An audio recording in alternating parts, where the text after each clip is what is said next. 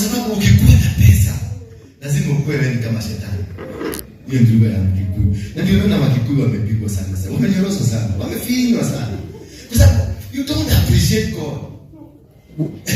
You don't. Hiyo kuima ibe tata kama hiyo. Sasa sio. Mwanzo ameita Mungu.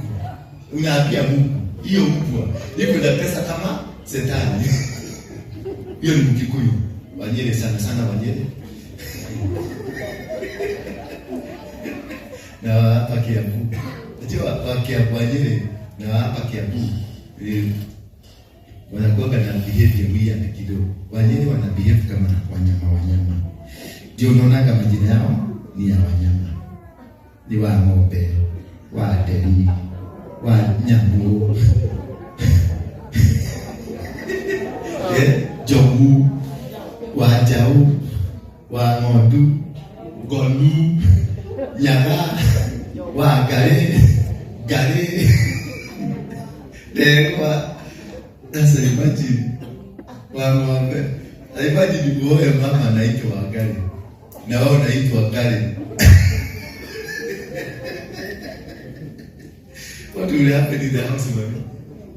Ili ni wa gare. Na huyu ni gare. What do you think will happen in the house? Ni mbaya, kitaumana. Bwana asifiwe sana. Ama ukue na wa ng'ombe. Na mashau. Ukute baba yao anaitwa ng'ombe. The first son anaitwa Jau. Kale kingine kanaitwa Ashau.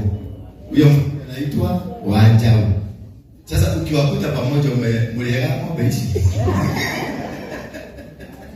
Utakuwa umekosea. Utakuwa umekosea. Ni majina tu, ni majina. Nijajaribu kufanya utafiti ni kwa nini watu wa Nyeri walipatiwa majina ya wanyama.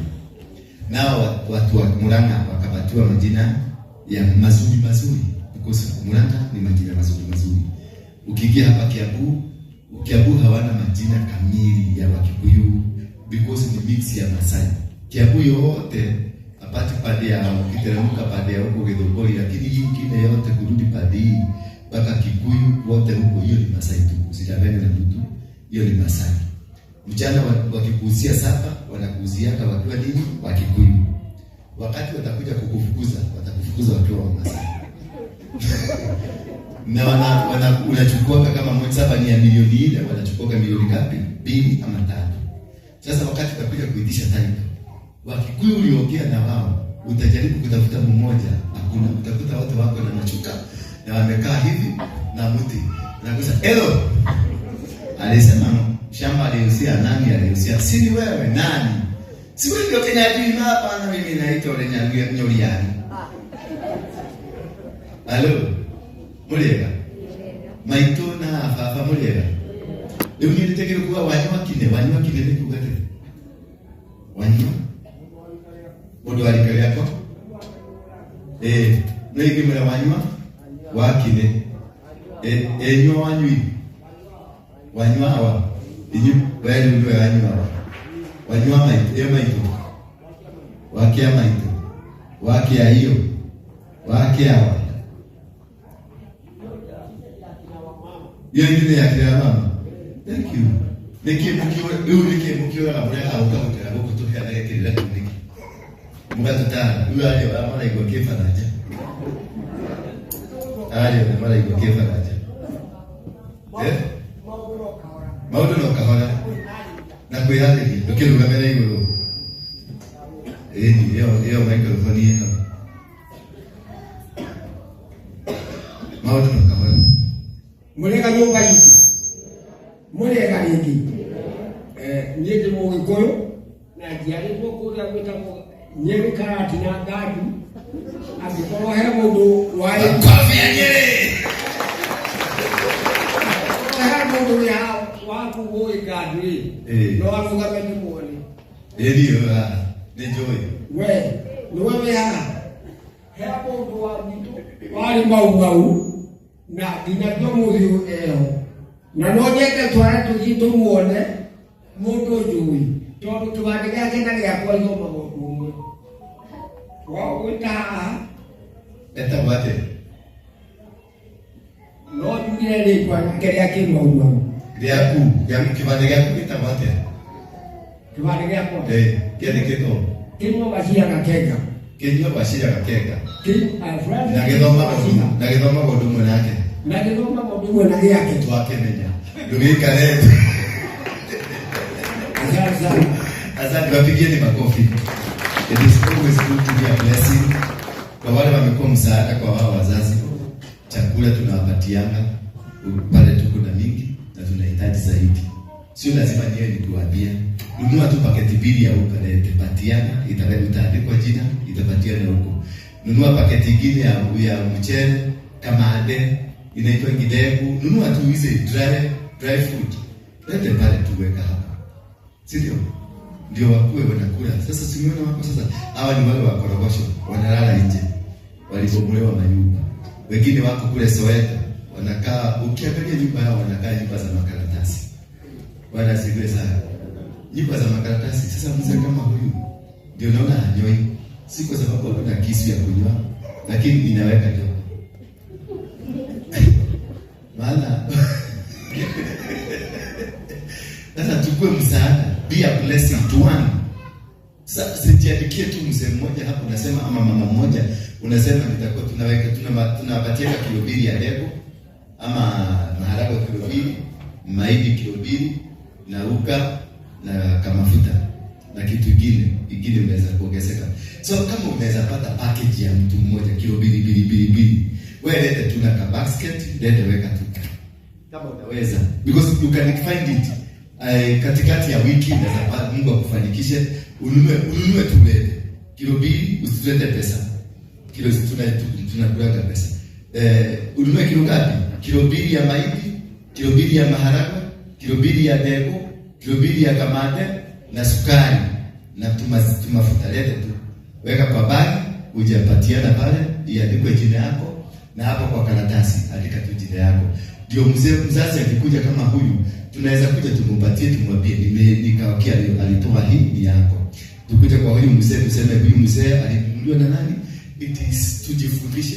Unaona na kitu nataka kuwafundisha ni how to be a blessing to the society. Because kuna blessings zinakujanga out of the society. Remove this thing. Out of what? The society. If you become a blessing, unakuwa wewe ni baraka kwa watu kama hawa. Kuna baraka zitakuja kwa sababu ya blessing ya hawa watu. Kuna kitu unaona hii nywele, unaona hii mpya. Si unaona nywele mpya, si kama hiyo yako ya black yako imezeeka. Hii ni nywele mpya. Hii nywele imebeba kitu ambayo unajua. Iko na baraka kubwa sana. Hii ni kifunguo. Unaona hawa tuacha mwetekeleze mtoko. Tumusee na tumama kulingana na venye nyinyi mmesoma na mko na madigiri mnawaita. Tumusee na tumama, si ndio? Tumusee na tumama tuko na kifunguo ya maisha yako. Huyu anaweza kufanya ujenge KICC yako. Huyu unaona hapa. Huyu labda yako na chawa, labda yako na kokoni, labda yako na hana meno na hana kumsuri, lakini amebeba nini? Kifunguo ya maisha yako. Bwana Yesu asifiwe sana.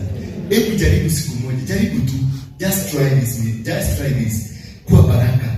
Usiidentify mtu mmoja useme ati ni huyu. Kuwa baraka. Wewe nenda ununue. Lete weka hapo. Waambie Mungu na ikuwe baraka kwangu. Hivyo tu uende. Ukuje package moja tu. Wani package tumesema ni kilo 2 ya mahindi, kilo 2 ya maharagwe, kilo 2 ya dengu, kilo 2 ya nani? Ya kamande, kilo 2 ya sukari na kilo 2 ya mafuta. Hiyo tu beba tu na kahadi pale. Kuja patiana pale. And see how God will transform your life. You will never imagine. Si mnaona kama ni kwenye nakali. Unaona ni kosomaji. Ni hawa. Unaona na mimi niko na watu all over the world who become a blessing to my life. I have never asked for anything nikakosekana. Hata kesho ukitaka niendeshe Mercedes nitaendesha. Tajia Mungu tu. Mungu kumbuka. Nikumbuke nataka kuendesha kama Mercedes. Katakuja without a pay. But I'm not telling you to trade with God. Hello. Usiende kuleta ndio hapo usimame kule ya papa. Apostle alisema nikitoa nitaendesha basi hapana. You don't trade with God. Haufanyi biashara na Mungu. Wewe itoe kama zawadi kwa Mungu, kwa watu wake. Because hawa, Biblia inasema nitatuma malaika atakaye tembea na wewe. Huyo malaika ni nani? Mungu atakutumia wewe kama malaika ndio utembee na huyu mzee. So kubali tu one day Mungu akubadilishe ukue malaika. Malaika si watu watakuja hivi na mabawa. Malaika ni huyu, wao ndio kwa malaika kwangu leo. Bwana Yesu asifiwe. Kwa hivyo one day nataka kubadilisha Ukristiano huu umefundishwa, because most of your years umefundishwa Ukristiano inakuwa na kaupusi na kaujinga. Ukristiano sio kuwa mkubafu. Ukristiano ni kujua kuishi venye Mungu anataka. Mungu amekupatia uhai for free. Amekupatia kila kitu for free. Amekupatia the life that you have for free. Therefore, do as he has commanded you. Hivyo anakupatia na wewe patiana. Na wengine wa Kristo tumefundishwa ile nguo imekuchokesa, unaitoa, unapeleka kwa watu kama hawa, unapeleka kwa watu mayatima, unapelekea. Hiyo it is not godly. Kama ulitoa ile kitu kwa sababu imekataa kutosha ama imekuwa mzee hauitaki tena, ndio unaletea huyu mzee, haina baraka, kwa sababu umepatiana kitu ambacho hautaki. You give your best. Unapatiana nini? Kile kitu unadhamini zaidi, kile kitu unapenda zaidi. Bwana Yesu asifiwe. Mnanielewa? Lakini usipatiane nguo mzee, haina baraka. Usipatiane kile kitu umetumia, sasa unaona sina haja nacho, hakina baraka. Kile kitu kinakuza. Genesis 22 inasema namna gani? After these things, baada ya maneno haya, baada ya mambo haya, tribulation, challenges, ugumu huu, naye Mungu akataka kumjaribu nani? Abraham. Akamwambia Abraham, akaitika huyu mimi, akamwambia nataka unipe mtoto wako, yule mtoto wako wa kipekee Abraham, Isaac, yule ambaye unampenda. Hizo ni statement ngapi? Mtoto wako. Hicho kitu unapatiana, you must own it first. Hiyo nguo unataka kutupatia, you must own it first. Ndio kwa maana uende ununue maharagwe, ununue kitu, you own it first. It must be from you. Ndio ndio let me go ahead. Ni mwanzo kile kitu unakuja kupatiana, you must own it first. Akamwambia Abraham, unipe mtoto wako. Mtoto wa nani? Wako. Mtoto wako wa kipekee Isaac. Lazima identify, you give it a name. Akamwambia Isaac, yule ambaye unampenda.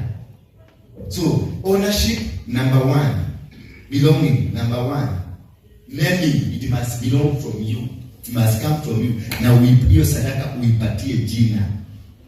Ukija kupatiana maharagwe yako pale ama pesa zako, usije tu kupatiana kitu chochote bila jina.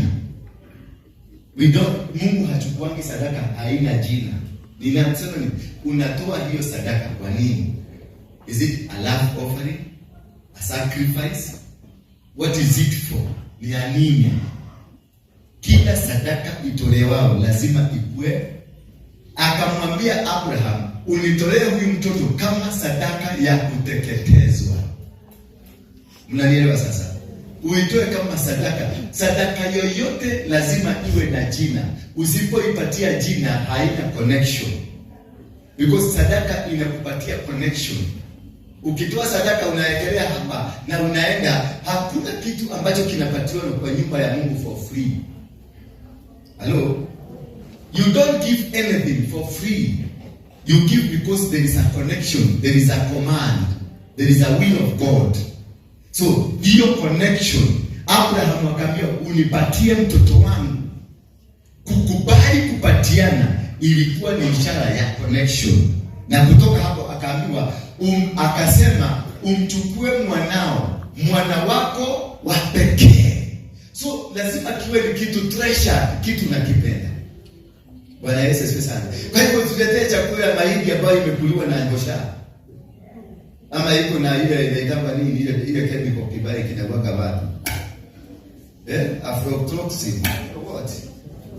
Sasa akamwambia mwana wako wa kipekee umpendaye, alafu akasema Isaka, sababu kulikuwa na mwingine.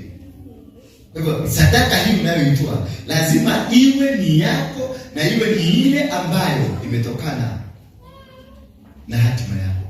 It must be from your blood. Ile wakipekee umpendaye Isaka, ukaende zako mpaka nchi ya Moria. Halo, ukamtoe sadaka ya kuteketezwa huku juu ya mlima mmoja wapo nitakao kuambia. Halo, Bwana Yesu asifiwe sana. Nataka kumaanisha nini?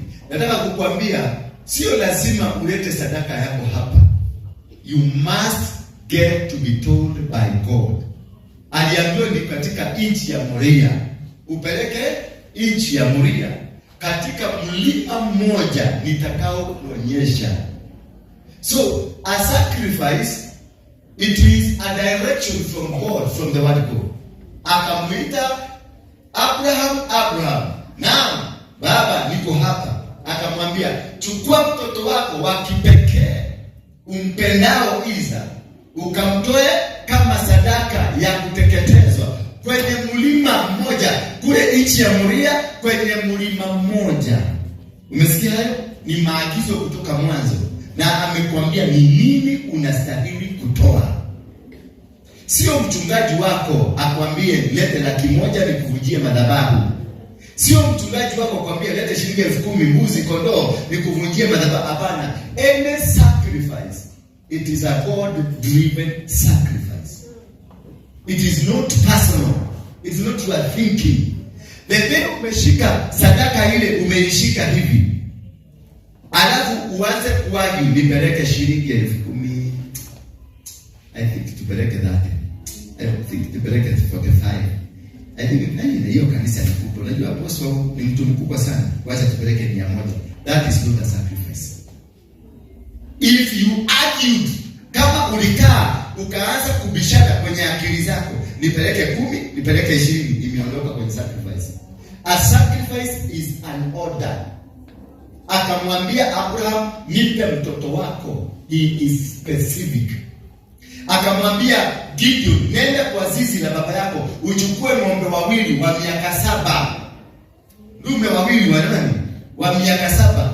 Kisha akamwambia Suleiman, nenda kwa mlima Gibeoni, chukua ng'ombe 1,000 ukanichinjie kwenye mlima. Akamwambia wale wana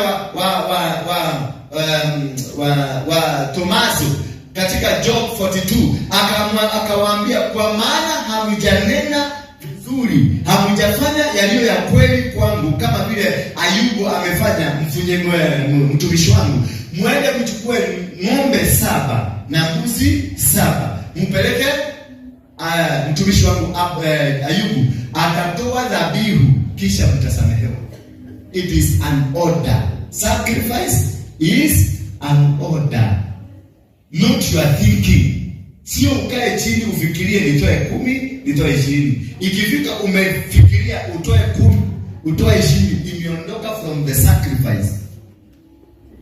Imekuwa an offering. Nataka tujue what's the difference ya sacrifice na offering. Nifungulie Hebrews 5. Hebrews 5. Just for the understanding. This is not my teaching, but just for the understanding. Kwa sababu ninataka niwasaidie, msaidike. Hiyo maskini mko nao mtoke kwenu. How to get this blessing. Inasema maana kila kuhani mkuu aliyetwaliwa katika wanadamu amewekwa kwa ajili ya wanadamu katika mambo ya mhusio Mungu, ili atoe matoleo ya dhabihu. Umeelewa? Kwa ajili matoleo na dhabihu. Mnanielewa? Afanye nini? Turudie tena. Angalieni hapo kwa screen, wewe unaweza kusoma. Maana kila kuhani mkuu aliyetwaliwa katika wanadamu amewekwa kwa ajili ya wanadamu katika mambo ya mhusio Mungu, ili atoe matoleo number 1 na nini? Na dhabihu. Matoleo ndio offering. Hiyo unaweza kuagi na bibi yako, unaweza kuagi na akili zako, unaweza kuagi useme wacha nipeleke shilingi 10. Wacha nipeleke gari hii. Wacha nipeleke kitu hiki kwa nyumba ya Mungu. You can argue. Lakini ikifika ni dhabihu. Dhabihu ni utakatifu. Ni kifunguo chako na Mungu. Ni Mungu akuagizaye kile unachofaa kutoa. Sijui kama tumeelewa hapo. So when it comes to a sacrifice, kuna madhabahu inakusumbua. Kuna nguvu za giza, kuna vitu kwenu. Sacrifice ama dhabihu inatumika kuvunja miamba na madhabahu na vitu ambavyo vimetawala katika nyumba yenu. Madhabahu ambayo inatawala mwanzo inakuja kupitia kwa familia, the family line. Number 2 inakuja kupitia kwa damu, the bloodline. Number 3 inakuja kutokana na marriages, the kind of a marriage you have. Tuliona na huyu mama, kwao kuna mizimu gani, kwetu kuna mizimu gani. Tukiunganika, that marriage itakuwa na a new generation, a new channel ambayo mtaishi kupigana. Na ndio unaona marriage mingi kama zangu zilianguka. Nilijaribu kila aina ya marriage, zilianguka. Au alikuwa hakuna mwanamke hata mmoja tulikosana, hata sasa tunasalimiana na muuliza kwani yake, hata yeye hajui, mimi sijui. Nikaenda kwa huyu, tukakuja tukakaa tukazaa, tukawachana. Nikamuuliza kwani yake, yeye hajui, mimi sijui. Lakini nilipoenda nikachimba, nikapata kwetu kuna shida. Bwana Yesu asifiwe sana. Nilipopata kwetu kuna shida, nikaenda mlimani kuuliza Mungu, what should I do? Akaniagiza, akaniambia, kwetu kuna madhabahu hii na ilitokana na kuga, baba ya kuga yangu. Baba ya kuga yangu alikuwa na wanawake 36. Kuga yangu alikuwa na wanawake 30. Baba yangu alikuwa na wanawake 2, wala tunajua. Mandugu zake wote, kila mtu alikuwa na wanawake 2, 5, 6. Bwana Yesu asifiwe sana.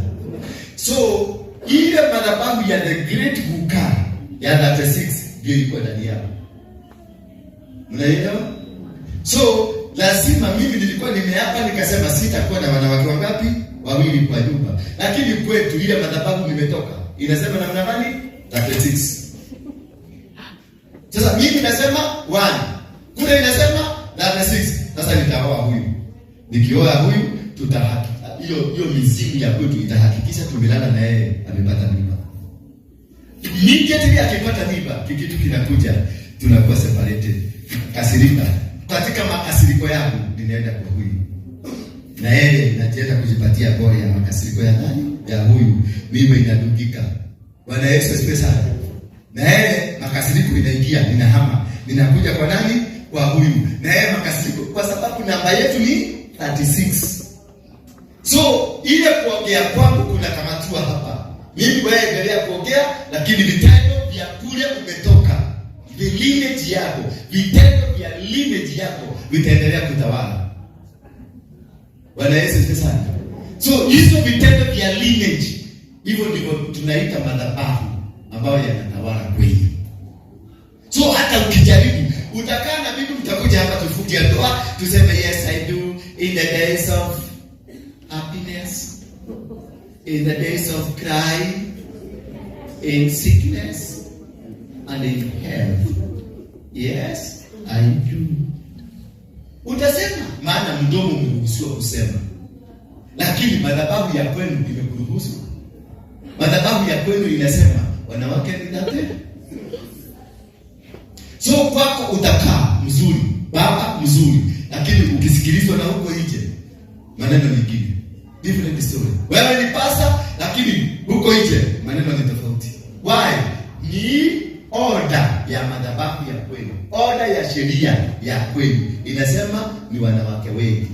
Lakini order ya pasta na kanisa na hii ya mpya ulitengeneza inasema mwanamke ngapi?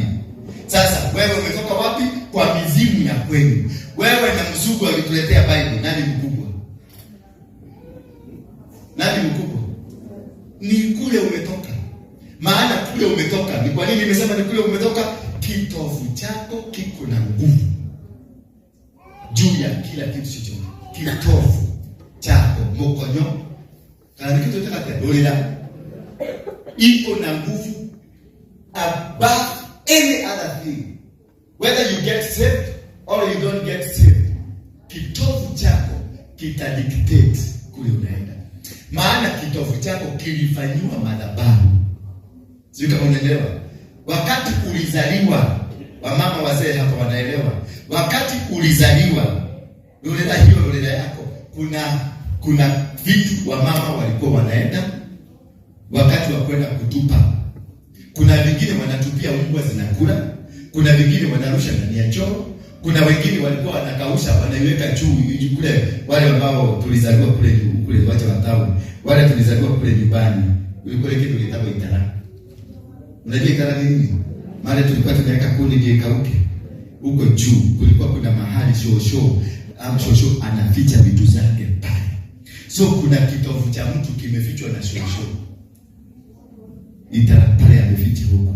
Na kuna kitovu cha mtu kiko ndani ya choo. Na kuna kitovu cha mtu kilikuliwa na mbwa. Na kuna kitovu cha mtu kilirushwa kwa mto, kikaenda na mto. Halo? So kitovu ndicho kilitumika kukulisha chakula cha kwanza. Kitovu ndicho kilitumika kukupatia uhai ambao uko nao. Bwana Yesu asifiwe sana. The breathing system ilipitia kwa kitovu. The eating system ilipitia kwa kitovu. Kitovu chako ulipotoka kilikatwa ndio utenganishwe na kule nchi ulitoka ya tumbo ya mama yako. Sasa ukiingia hapa duniani umetenganishwa. Sasa kitovu kitakuwa na madhara kwako ama baraka kwako kupitia ni nani alichukua kitovu chako? Ni mkunga mgani alichukua kitovu? Hao sasa ndio watadetermine your destiny. Maana kitovu ndio kimekamata destiny. Your tomorrow iko kwenye hapa umbilical cord. Kama it was messed with, your life will be messed forever. If your umbilical cord ilipalikuliwa na mbwa, that wewe unakoka na spirit ya mbwa.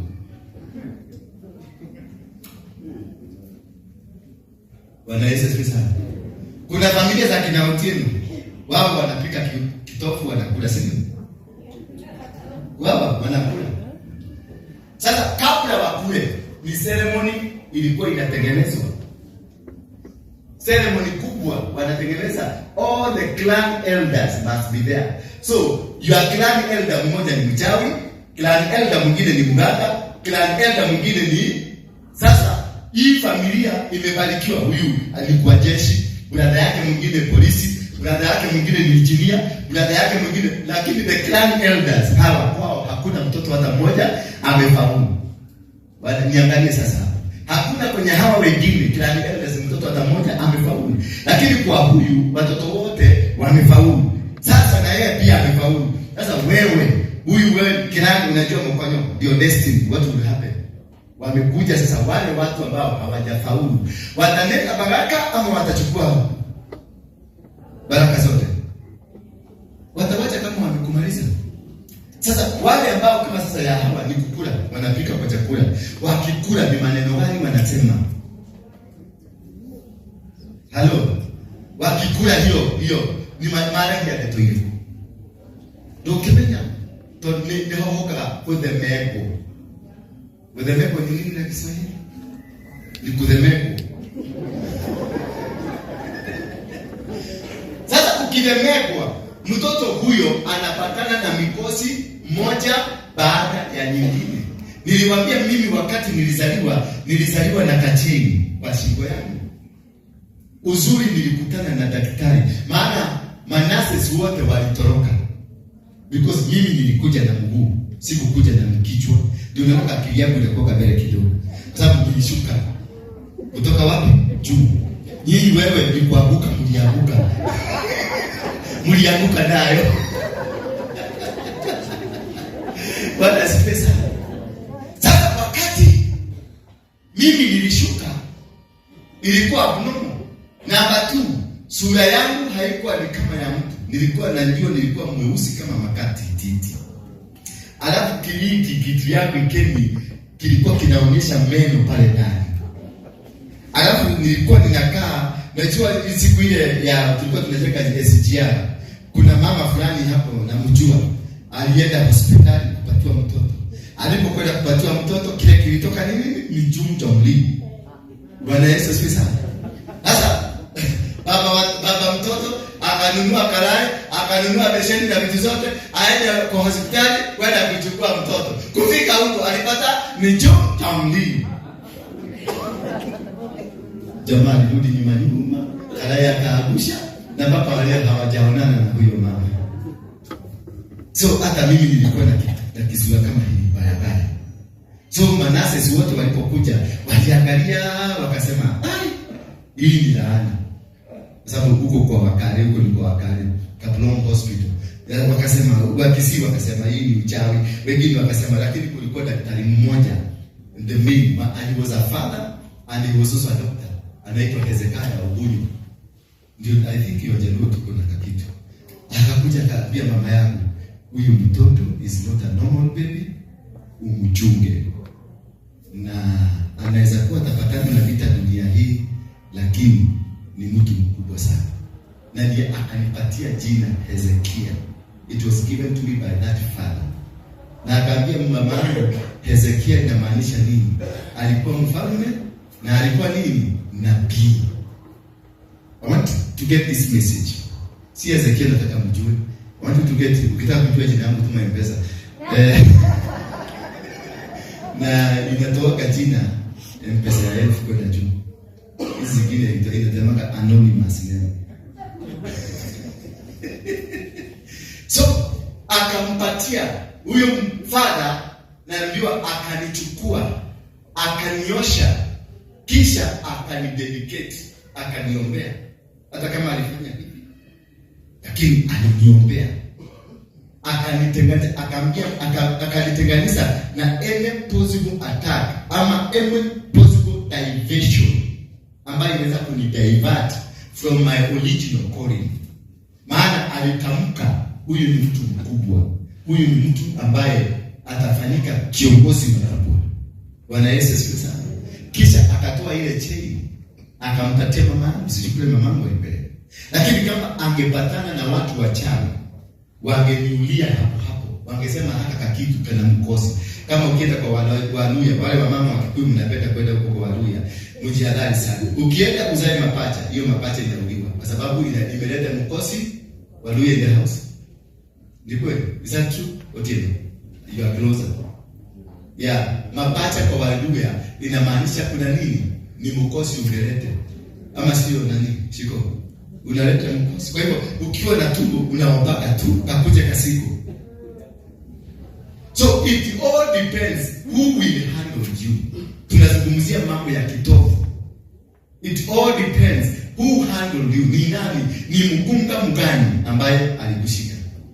Ni nani? Kwa sababu huyo ndio alichange the course of your life.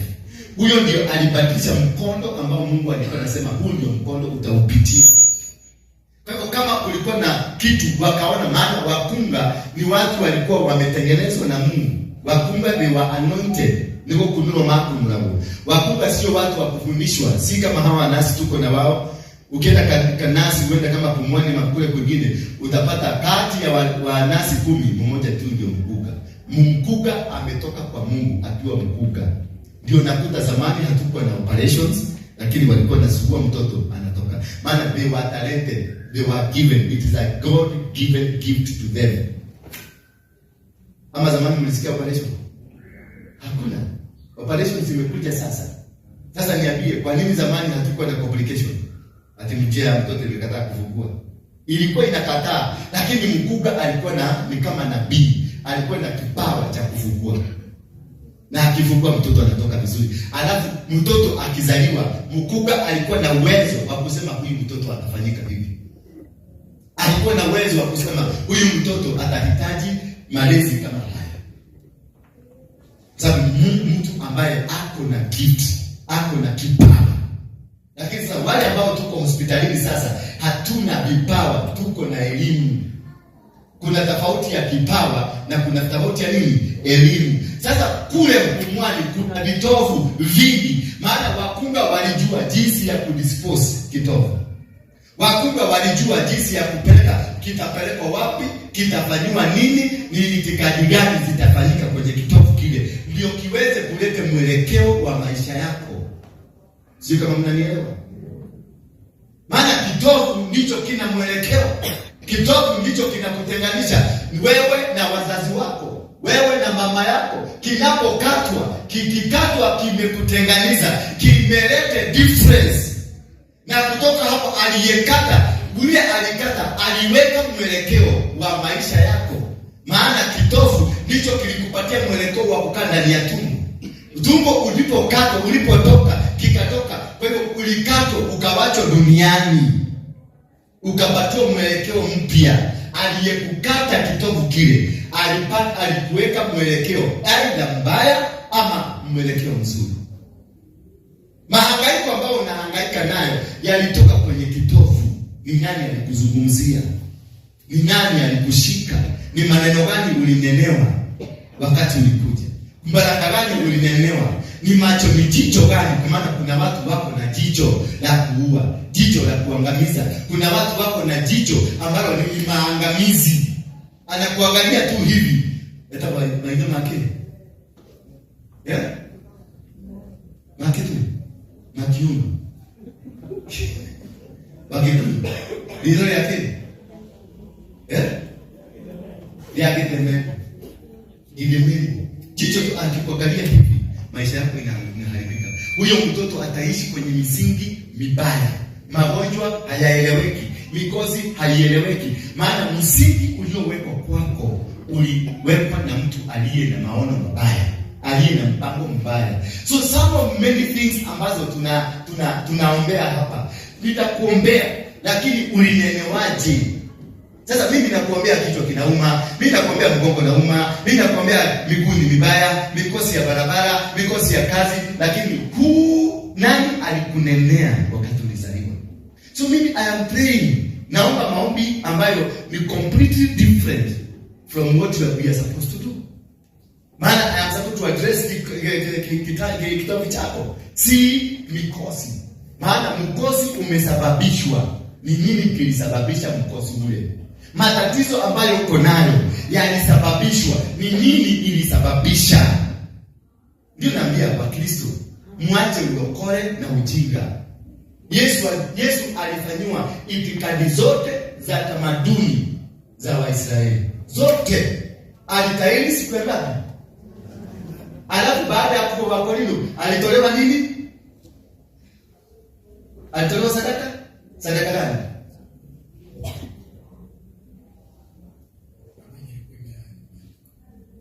Ni ataji. Mungu. Alitoke Mungu wa gani? Yesu. Alitoke. Ya. Bila hoina kikiki. Na lutura. Bila hoi, lutura na kamutu. Kulingana na mtu wako. Ni kweli? Kulingana na mila na tamaduni za kwao, alifanywa matambiko yote. Akasakamsaisiwa siku ya 8. Akainuliwa madhabahu ya kwao. Kisha akapelekwa kwenye sinagogi kufundishwa jinsi Mungu anavyotaka. Kutoka pale akaelezwa jinsi atakavyokaa Mungu anavyotaka. Kwa hivyo Yesu alipitia all the processes. Usiku kuja kwa kuniletea ujinga kuniambia wewe uliokoka. Mambo ya shetani na ukikuyu sitaki. Mimi mwanzo mimi ni Mkikuyu. Namba 2 ndio mimi Mkristo. Ama Kikuyu first, then a Christian number 2. Unanielewa?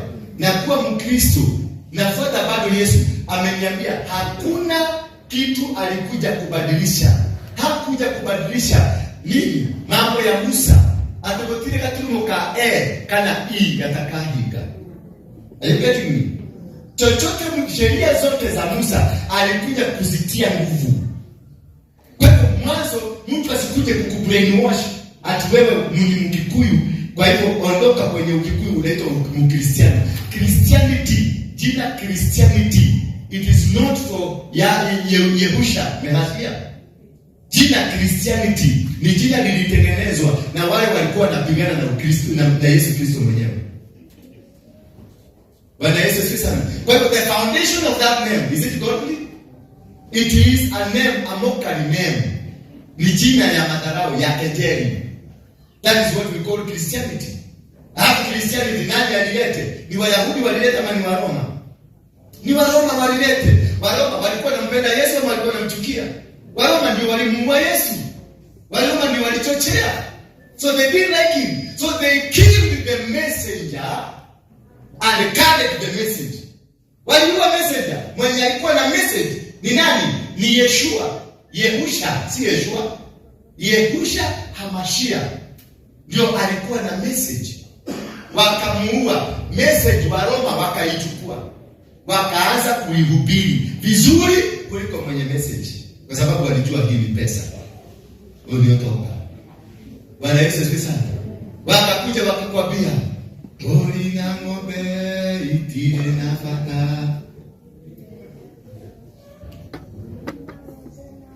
tori na ng'ombe na pia itire na fata, kitu kile kina fata na iliwaji.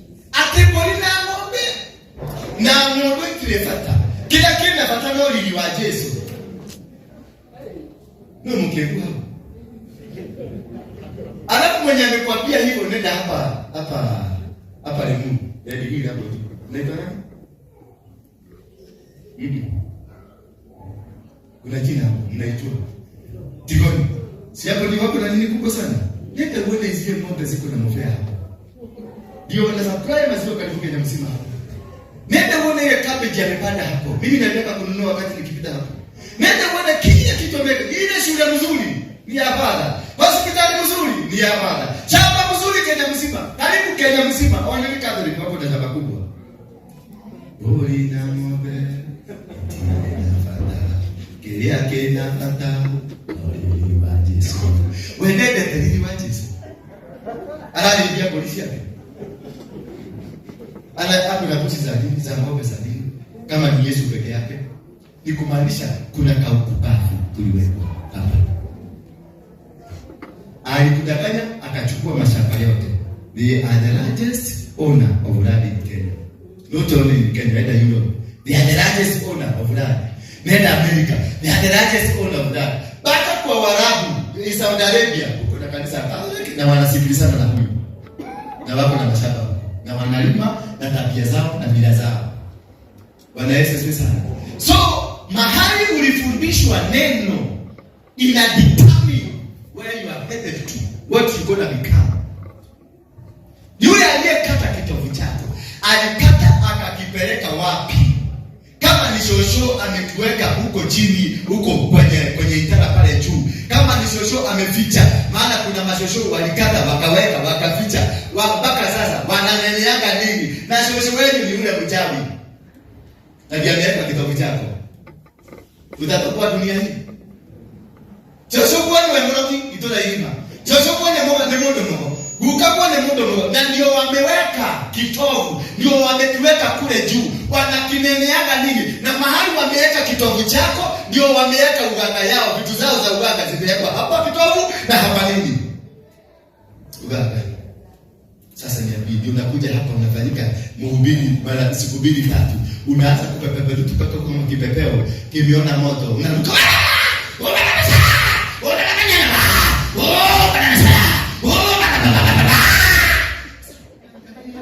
Hata kama Yesu akikuja kweli, sio atatoka. Kwa sababu you are not a Christian. Ni kitovu penye kimewekwa. Ukiingia kwenye madhabahu yako na spirit, hiyo spirit zinaanza kukokana. Zikikokana sasa wewe unafikiria anapigana na anafanya kikumbe mizimu ya kwao imekuja. Sasa unafikiria kidogo alishuka. Na ni spirit inakokana na yeye. Maana kitovu shosho aliweka pale kitovu. Kinaokea. Ukitoka hapa unakuja town. Kitovu kimefungwa kule nyumbani. Hatukukubalishi wewe kwa tajiri. Kitovu chako kimefungiliwa karatasi ya neno na kiburi. Kimefungiliwa kimekaa. Miaka yote kimekauka. mlango umekauka hivyo. Ulikaushwa. Bwana Yesu sana. Na tunao kumana, oh my Lord, uria makata, regemeze telebosa ya ndolokata telebogo. Huyo yengine para bosa ni nini? Atelebogo mwaje make. You need to go through manduga ambayo inaweza kueleweka. Sio ya maroka ya mashamba. Hapana. Hakuna. Ogioma is a language of angels in heaven. That is a language must be understood, must be heard. Lakini kwa sababu ya kitovu chako mahali kiliwekwa, kitovu chako mahali kimefukiwa na yeye alifuka ni shosho yako aliyekuwa mbaba na alikufa. Na miano huko kiliwekwa kwenye hizo bozo za miano. Kimewekwa huko. Sasa wewe ndio unaona milipuko yako huko na bwana yako kwa nyumba Mungu mmekaa vizuri. Unaanza kumwambia bwana yako no nonsense. I can't do this. You know nonsense. I don't want this nonsense. Jesus.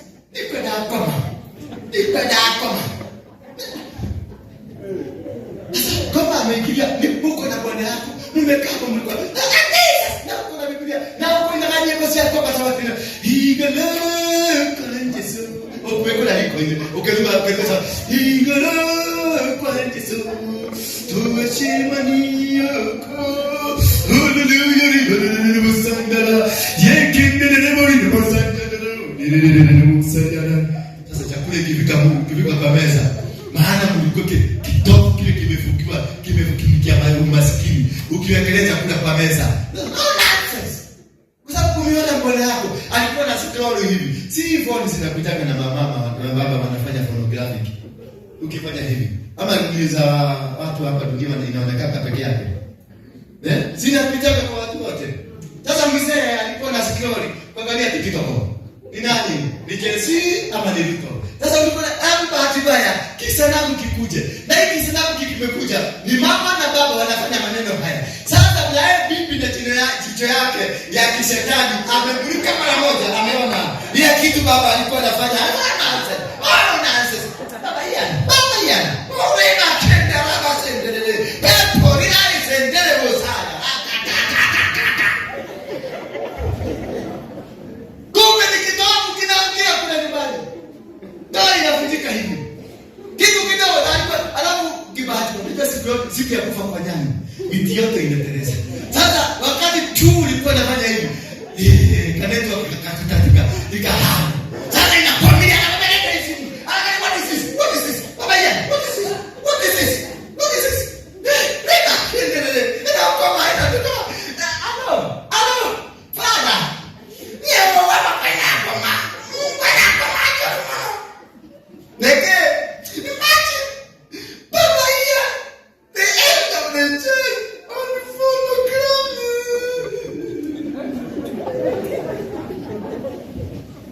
Nini kitabu mahali kimefungwa, ndio kimemumuka, maana ni karibu kuingia. Kitabu ndio kinashikilia hatima, destiny. Kitabu ndio destiny yako. Na saa hiyo mlikuwa mchana umeandaa chakula for the breaking news from the husband. The contract ambayo tulikuwa tusaini imekuwa signed. Watu wa kutoka France wamekuja tumesign. Tunangoja tu kwenda kesho kwa lawyer tumalize. Sasa hiyo ndio shetani anakuja. Through pornography. Kwa sababu kitovu kile kimerogorio kwa hiyo maneno. Na mama anaruka. Na signing contract ilikuwa ya 10 billion. Na mama hiyo kitu yote inaondoka kwa kichagalia. Unajaribu kumwambia mama. Shetani, ya nani? Shetani maraya kwa meno shetani hiyo. Wewe kuja bebe. Bebe sasa. Ndio mkono la bila. Kaita tu nganja. Bebe. Usema leo tida kuduhima. You think you are blameless. Kani, mbona aiwa blameless? Hebu taja. Atanyanyua kofi.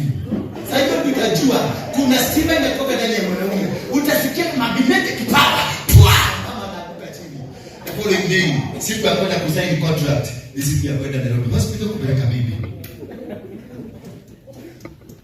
Na hiyo contract ikianguka, unaanza kuisana. What happened? Ndio kwa sana. They went, oh my God, the way I've prayed for it. Oh my God, no! The devil, you are a liar. How did he become a liar? When you listen to him. Bwana Yesu sasa. Kitabu kiko pale, kinaongea. Shosho alikifuka. Na shosho ni masikini wa masikini, sababu ni mchawi wa wachawi. Shosho mchana anaitaka na kamuti.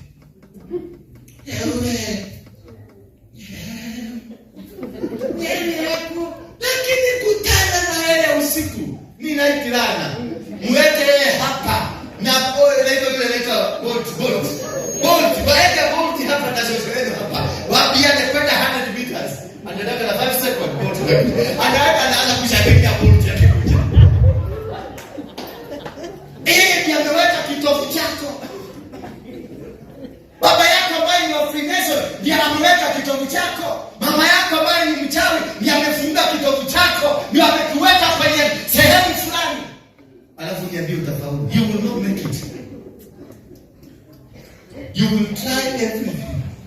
You will not make it because hatima imebebwa na kitovu. Bwana Yesu asifiwe. Nifungulie kitabu cha Ezekiel 16 mstari wa 1. Kitovu chako kimebebwa na nani?